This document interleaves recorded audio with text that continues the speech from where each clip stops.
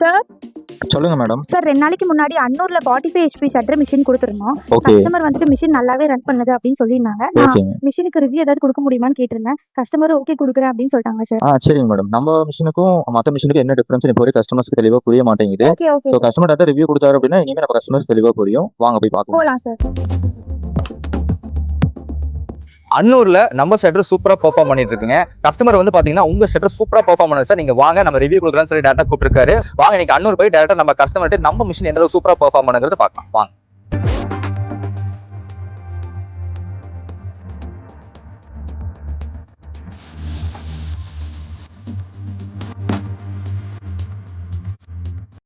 அன்னூருக்கு நம்ம ரீச் பண்ணியாச்சுங்க. நம்ம எம்கேயோட shutter machine அவர் எப்படி ரன் பண்றாருங்கிறது லைவா நீங்க நம்ம பார்த்தலாம். என் கூட வாங்க ஷட்டர் மிஷின் எப்படி ரன் பண்றாங்க, அதனால என்ன யூஸ்ங்கிறது டேரக்டா பார்க்கலாம். வாங்க போலாம்.